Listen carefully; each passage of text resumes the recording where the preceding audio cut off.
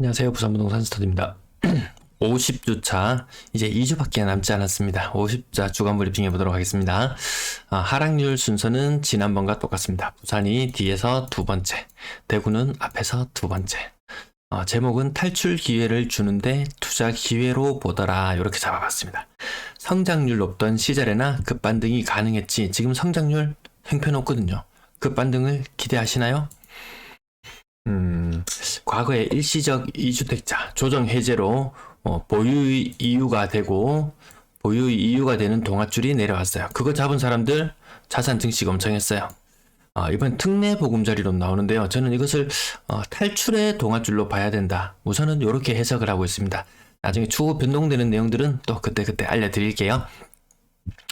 그러면 얼마나 많은 사람들이 2주택자로 지금 이상인가 한번 살펴봤으면 되고, 2020년 자료예요. 아마 크게 2022년도도 크게 다르진 않을 거예요. 대략 전국적으로 한 15% 내지 16% 정도가 2주택 이상을 유지하고 있습니다. 그렇게 많은 숫자는 아니에요. 모든 사람이 부동산 시장에 다 뛰어들었는 것처럼 하지만 사실 시장을 움직이는 사람들은 요 숫자, 한 2건 이상 보유하고 있는 요 숫자, 그 중에서도 3건 이상, 그냥 돈 많은 사람들이라 칩시다. 이 사람들은 3건 이상 차치해두고 한 12%, 전체 주택 보유자 중에서 한 12% 정도가 2주택자라는 거죠. 그 2주택자 중에서 상당수는 일시적 1가구 2주택, 비과세 혜택을 이용해서 갈아타기를 하는 이런 사람들의 수요입니다. 근데 지금 이 시장이 급변하는 추세 속에서 가장 큰 타격을 받는 사람은 이 일시적 1가구 2주택 갈아타려고, 나는 순간 갈아타려고 했는 쟤밖에 없는데 순간 집 한 채가 막 2억씩 떨어지는 현상, 이게 흔하게 일어나잖아요. 2+2에서 4억 한 방에 날리면 한 10년 투자했는 거 정말 한 방에 날아갑니다. 근데 이 사람들이 지금 발을 꽁꽁 물려버린 이런 시장 상황 속에서 누가 과연 투자에 뛰어들 것인가? 한번 잘못 걸리면은 큰일 난다. 이런 분위기가 지금 팽배해 있는 상황에서 특례 보금자리론, 이 사람들을 일시적으로 구제해 줄 수 있을지는 모르겠지만 장기적으로 봤을 때는 쉽지 않아 보입니다. 왜? 지금 2017년 여기 계속 가지고 옵니다. 금리표 계속 가지고 옵니다. 2012년 연말에 대출을 냈던 사람들, 네, 지금 2022년 여기 플러스 5년 차가 되잖아요. 이때 이제 고정 플러스 변동, 혼합형 대출 상품이라고 하죠. 고정 플러스 변동했는 사람들, 2017년도에 대출 냈던 사람들, 지금 갑자기 금리가 갱신이 되면서 시급하는 일들이 생겨요. 그럼 2017년에 대출 냈는 사람은 지금 위기를 직감해요. 근데 2018년도에 가을쯤에 가을 겨울 넘어가서 대출 냈는 사람들, 이 사람들 아직까지 변동의 시기가 오지 않았어요. 이 사람들도 위기의 징후는 느낍니다. 위기의 징후는 느껴요. 근데 그 이후에 2019년, 20년, 21년, 22년 요맘때 대출 냈는 사람들 아직까지 고정을 했다면은 별로 시장에 큰 파도를 지금 느끼지 못할 수도 있어요. 그럼 요 사람들, 위기에 막 빠져들었는 사람들, 혹은 위기를 징후를 느끼는 사람들은, 이 사람들은 지금 특례 보금자리론을 이용할 것인가, 아니면 탈출의 기회를 삼아야 할 것인가? 저는 탈출의 기회를 삼는 것이 더 옳다고 지금은 진단하고 있습니다. 나중에 이 뒤에 있는 사람들, 내년 한 해 동안만 특례 보금자리론 한다고 하죠. 그 이후에 지금 위기 징후를 느끼지 못하는 이 수많은 사람들, 추후에 또다시 위기가 찾아올 거거든요. 그래서 우선은 탈출의 기회로 보자. 이게 지금 더 맞는 것 같습니다. 지금 막 1억, 2억씩 떨어져가지고 굉장히 아픈 것처럼 느껴지는데, IMF에서도 보고서 나왔죠. 10% 이상 더 떨어질 거다. 버티면 좋은 날이 올 거다. 공감합니다. 근데 경제 성장률, 제가 여기 중요한 지표로 경제 성장률도 가지고 왔잖아요. 갈색 선에 노란 점이 찍혀 있는 것들 보면은 2008년 글로벌 금융 위기가 찾아오고 나서도 우리는 고도 성장했어요. 중국발 버프를 받았어요. 우리 중국 욕하는 사람 많지만 중국발 버프를 받았어요. 근데 과거에 IMF 이후에도 중국이 급성장하는 가운데 우리는 그 버프를 상당히 받았어요. 근데 지금은 우리가 중국에 대해서 기대할 수 있는 상황이 아니다. 오히려 지금은 이제 중국과 경쟁 관계에 가면서 중국과의 무역 적자도 지금 커지고 있는 그런 형국으로 가고 있잖아요. 과거에 4% 이상의 이런 고도 성장을 할 때, 그리고 혹은 뭐 2%, 3% 정도의 성장기를 이루고 있을 때는 어느 정도 아파트가 급 반등을 기대할 수 있는 그런 시절이었다면 지금은 수많은 세계 보고서들이 이야기하잖아요. 내년에 우리나라 경제 성장률 1.5% 정도로 본대요. 올해 지금도 성장률은 0에서 2%, 과거에 다른 선진국들이 겪어왔던 것처럼 뭐 4에서 6%의 성장률을 거치다가 2에서 4%의 성장률을 거치다가 0에서 2%의 성장률로 접어드는 시국으로 가고 있습니다. 갑자기 우리나라 경제가 확 좋아질까요? 그렇다면 저도 또한 다행이라고 생각하지만 그렇게 가기는 좀 힘든 모습인 것 같다. 우리나라 공식적으로 작년에 선진국임을 선포했어요. 선진국이 되었어요 이제. 그러면 성장률도 둔화되어 나타나는 게 맞습니다. 그래서 급반등하기에는 좀 힘들 것이다. 그래서 과거에는 좋아. 그래. 나라에서 어떤 큰 대책을 내줄 때 조정 대상 지역 해제를 해준다든지 했을 때 아싸 하고 동아줄 타고 올라가는 사람들 큰 이득을 누렸어요.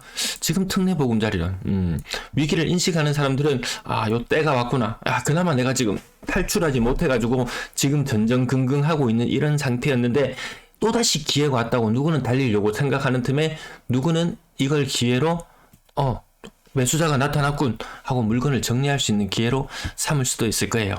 어디까지나 저의 개인적인 예상입니다. 아파트 수를 제가 정확하게 진단은 못하고 있었는데요. 부산의 아파트 수만 보니까 2020년 기준으로 87만 2천 개, 대구를 기준으로 보면 60만 5천 개. 그래서 요걸 나눠봤어요. 그러면 과연 인구수 나누기 아파트 수를 했을 때 어디가 아파트 수가 더 많은가 보니까 부산은 3.8명당 아파트가 1개, 대구는 3.89명당 아파트가 1개. 대구가 부산이 아파트가 개수 요렇게 파악해보면 되겠죠. 야 그러면 뭐 철진한 이야기 하고 있어 라고 이야기하실까봐 제가 2023년의 모습을 가지고 와봤습니다. 아파트 수는 2020년에다가 21년 플러스 22년 그리고 2023년까지 아파트 숫자를 다 더해봤어요. 부산은 아파트 숫자가 93만 8천 개가 되고요. 대구는 67만 6천 개가 나옵니다. 그래서 인구수는 변동이 없다고 생각하고 지금 현재 물론 여기에서 매년 2, 3만 명씩 빠져나가는 거 있습니다. 그거 빼고 우선 인구수는 고정해 놓은 상태에서 아파트 숫자를 나눠보니까 2023년이 되면 대구의 아파트 수가 더 많아지는 게 맞아요. 지금 현재는 부산이 좀 더 많은 상태인 것도 맞아요. 이 상황이 지금 3.8명당 1개, 3.89명당 1개, 그리고 23년이 되면 3.5명당 1개, 대구는 3.4명당 1개. 그래서 대구 조금 위기가 더 오지만 사실 이거 따져보면 도찐 개찐 아닌가요? 아파트 개수 비슷합니다. 그래서 대구는 지금 2023년에 엄청난 입주 물량을 앞두고 시장이 너무 지나치게 많이 빠지는 경향을 보이죠. 그럼에도 불구하고 부산은 안정적인 것처럼 보이는데 사실 대구나 부산이나 도찐 개찐이더라. 이 부분도 한번 생각해 볼 필요가 있을 것 같습니다.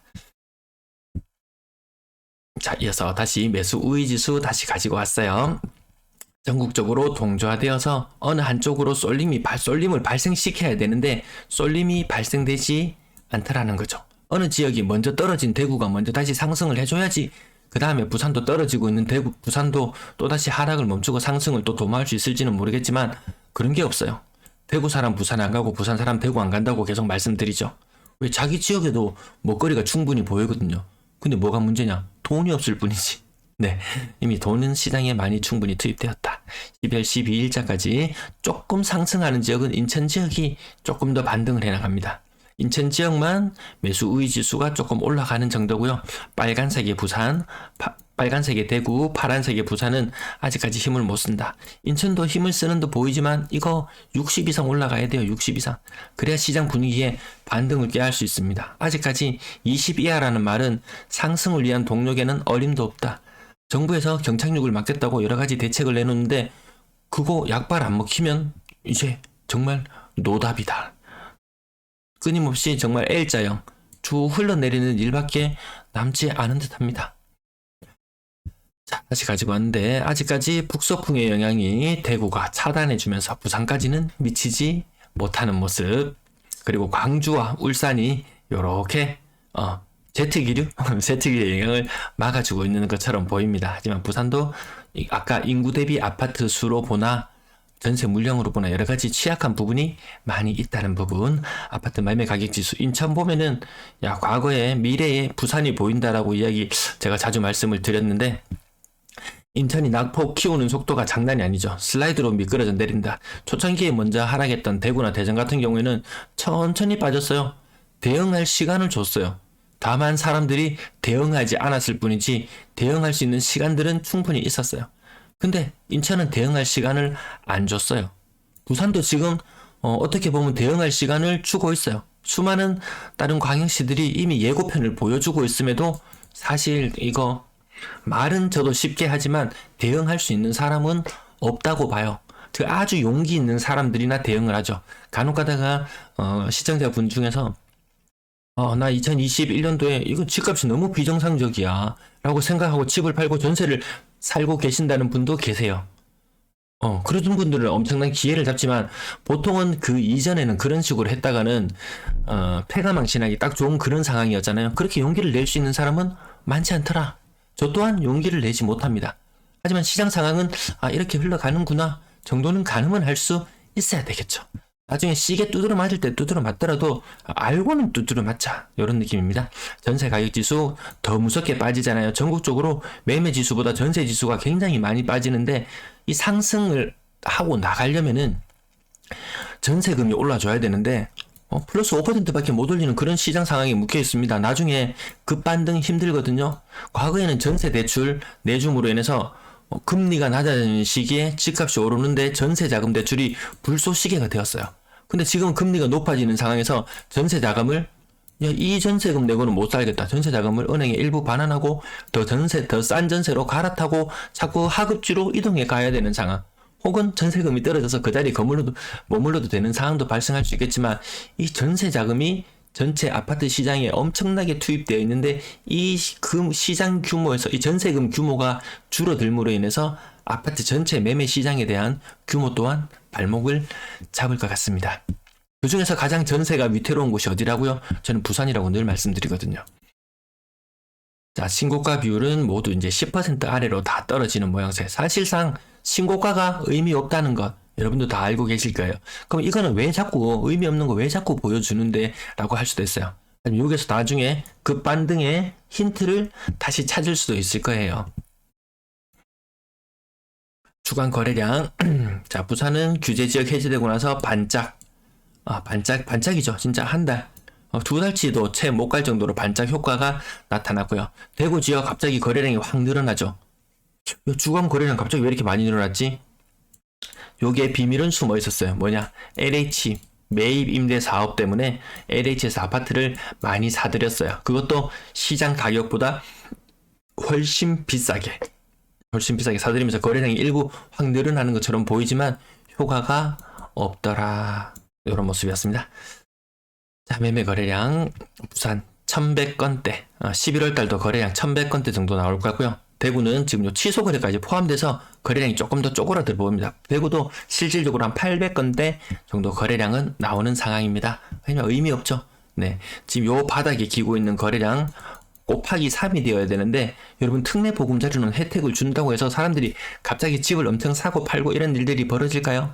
저는 그렇지 않다고 봐요. 이 위기에 처한 사람들 그 사람들 발이 꽁꽁 얼고 있는데 거기에 오줌 누는 정도 언발을 살짝 일시적으로 녹이는 정도의 효과. 물론 지금 아주 다급한 사람들은 그 썩은 동아줄, 그 동아줄에도 부여잡고 싶을 거예요. 물론 부여잡는 효과도 있습니다. 지금 아주 막 고금리 6% 후반 7% 그 이상 되는 금리에서 너무 고통스러운데 4% 초중반, 제가 봤을 때 중반 이상의 금리는 될 것 같아요.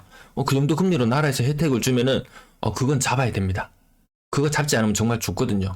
네, 그거 일단 잡아서 그런 사람들이 위기를 탈출하기 위해서 그런 식으로 다 갈아타버리게 되면은 그 사람들은 살 수 있지만 새롭게 시장에 유입될 수 있는 그런 요인은 많지가 않은 것 같습니다. 왜 시장 다시 불쏘시개가 되고 거래량이 3배로 늘어나려면 새로운 시장 참여자들이 많이 늘어나야 되는데 새로운 시장 참여자를 끌어들이기 위한 대책이 아니고 기존에 다 죽어가는 사람들 거기 살려주는 그런 역할을 하고 그냥 끝날 것 같아요. 그럼 그 다음에 뭐가 있습니까? 남아있는 대책들 점점 없는 것 같습니다. 전세 거래량 대구 지역 빨간색 보시면은 이게 일반적으로 거래량이 쭉 늘어나는 흐름이었어요. 부산 지역 파란색 조금 가려있지만 이렇게 거래량이 계속 순차적으로 증가하는 흐름에서 이게 거래량이 감소하는 흐름으로 지금 바뀌고 있어요. 대구도 그렇고 모든 지역들이 다 마찬가지입니다. 2020년 가을을 기점으로 전세 거래량이나 이런 것들은 이제 어느 정도 정점을 찍었습니다. 그리고 월세에 대한 선호, 월세에 대한 거래는 늘어나고 있지만 전세에 대한 거래는 점점 줄어들고 있더라. 그만큼 전세 시장의 규모가 줄어들죠.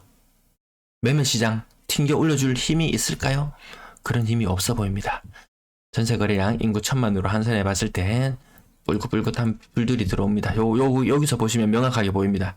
2017년부터 지금 전세 거래 상단 부분을 쭉 연결해 보면 요런 흐름이에요. 그러던 것이 다시 요 흐름이 요렇게 내려가고 있어요. 2020년 겨울 이때 엄청난 대구의 거래량 감소가 일어났던 그 무렵이에요. 부산도 거래량이 많이 감소하던 그 무렵과 딱 맞닥뜨려지는 이 시점 절묘하게 맞아떨어집니다. 이때가 완전히 대꼭지였잖아요. 그 이후로 시장은 이상하더라. 대구의 여기 상단 부분도 빨간 선을 이어보면은 추세적으로 전세 거래 자체가 아파트 숫자가 많아지니까요. 2017년에 비해서 2022년의 아파트 물량은 대략 한 10% 정도 늘어났을 거예요. 아니, 그 이상 늘어났을 거예요. 지난 5년 동안 부산에 연간 2만 가구씩은 공급됐을 거예요. 대구도 평균 한 2만 가구 이상은 2만 가구 정도 공급됐어요. 한 10만 가구씩 공급됐다고 보면은, 아파트 기존에 있던 물량 대비 10% 혹은 15% 정도 물량이, 아파트는 그렇게 많이 늘어나는데, 전세 거래량은 왜 줄어드냐고요. 거래량도 단순히 이 수치만 보고 거래량이 줄었다고 할 수도 있지만, 아파트 전체 늘어난 개수 대비 거래량을 해서 회전율로 계산해보면, 정말 회전율은 형편없어집니다. 더 형편없어집니다. 예를 들어서 아파트가 서울의 아파트가 만약 예를 들어서 부산의 아파트가 50만 개 있던 시절에 매달 한 3,000개 정도 이 정도가 일반적인 거래량이었다고 해볼게요. 근데 추후에 아파트가 부산이 만약에 100만 개가 되었다고 가정해 볼게요. 그럼 거래량이 얼마가 돼야 정상인가요? 6천은 돼야 정상이죠. 근데 과거에 3,000개가 부산이 빙하기를 탈출하느냐, 거래가 활성화됐냐 기준으로 삼았기 때문에 계속 이 3,000이라는 숫자만 가지고 오는 거예요. 그래서 여기서도 일부 오류가 생길 수 있어요. 거래량은 지금 생각하는 숫자보다 훨씬 더 늘어나야지 정상 모습을 볼 수도 있을 거예요. 자, 매물은 계속 감소하고 있는 가운데 거래 가격도 계속 떨어지고 있죠. 그러면 야, 매물이 줄어드는데 그럼 가격 올라야 되는 거 아니야 라고 이야기할 수도 있습니다. 그래서 서울 지역을 찾아보니까 2022년 7월달을 기점으로 매물은 계속 감소했어요. 지금 오늘날까지 한 5개월 동안 서울 매물이 1만 개 정도 감소했어요. 그럼 가격이 좀 오를 법도 한데 그렇지 않았어요. 그 이면에는 무엇이 있었냐? 이 매물이 1만 개 줄어드는 동안 임대 매물은 3.5만 개가 늘어났어요. 3.5만 개가. 미친 수준 아닌가요? 그 역전세나 이런 것들 서울 살 떨립니다. 정말 살벌합니다. 살얼음판을 걷는 그런 기분이 듭니다. 인구 1000만으로 환산하는 표를 제가 주로 많이 인용하는데요. 추후에는 이걸 한번 바꿔봐야 되겠어요. 인구 1000만으로 하지 말고 아파트 개수 대비 매물 수가 얼마나 되는지 한번 해보면 또 유의미한 결과가 산출될 것 같기도 해요. 제가 자꾸 게을러져서 못하는데 언제 기회되면 한번 또 마련해 보도록 하겠습니다. 그냥 시청자 수가 좀 많아지고 이래야지 뭔가 좀 힘이 나서 팍팍 할 건데 그래서 더 좋은 자료를 더 많이 만들어 드릴 텐데 그러지는 못하는 점. 그래도 이 주간 브리핑 자료 그전에는 대구, 부산 두 군데를 올렸었는데 지금은 대구에 이 시청 조회수가 많이 안 나와서 대구는 안 올리고 제가 이 부산만 주간 브리핑을 따로 챙겨서 올려드리거든요. 어떤 구독자분이 한 분 저한테 글을 남겨주셨어요. 참 내용은 괜찮은데 시청 조회수가 너무 안 나와서 참 안타깝다 이런 글을 올려주셨는데요. 제가 생각해도 제가 참 안타깝습니다. 제가 한 달 이 조회수를 다 끌고 모아도 그래서 다른 조회수 좀 나오는 영상들 제가 한 번씩 클릭해봐요. 별 내용도 없는데 막 조회수가 막 10만이 넘어가고 막 20만이 나오고 이런 영상들이 있더라고요. 저는 그 한 달 내도록 진짜 찍어도 그 조회수가 나올까 말까 한데 저도 제가 안타깝지만 그래도 꾸준히 더 양질의 자료를 제공해 드리기 위해서 더 많은 시간 투입하도록 한번 해보도록 하겠습니다. 자, 부산 전세 매물입니다. 가장 우려스럽게 보는 부분인데요. 전세 매물 인구 단순 수치로도 가장 많고 증가세가 좀 둔화되긴 했지만 내년에도 이 증가세는 다시 이어집니다. 이런 흐름이 거의 유사한 흐름이 나올 수 있습니다. 물론 올해같이 이렇게 급증하진 않겠지만 내년에도 전세 물량 증가세는 계속 유효합니다. 인구 1000만 자료가 나와야 되는데, 네, 인구 1000만으로 환산해놓고 봤을 때 부산이 1등이더라. 이게 제일 매매 시장에 가장 좌지우지할 수 있는 부분이죠. 아까 좀 전에 말씀드렸다시피 서울의 매물은 1만 개가 감소하는 동안 전체 임대 물량 개수는 3.5만 개가 늘어났다고 말씀드렸잖아요. 그만큼 이 전세 시장이 한번 흔들려 버리면 매매 시장은 정말 추풍낙엽처럼 그렇게 떨어질 수 있다는 부분. 거기에서 가장 유력한 후보지가 부산이라는 부분. 왜 대구나 부산이나 아까 인구 대비로 했을 때 아파트 개수는 비슷했단 말이에요. 근데 전세 매물, 임대 매물은 부산이 대구보다 훨씬 더 많이 나와 있어요. 한 10% 정도 더 많이 나와 있습니다. 분명히 영향을 미칠 거예요. 네, 시청 감사합니다.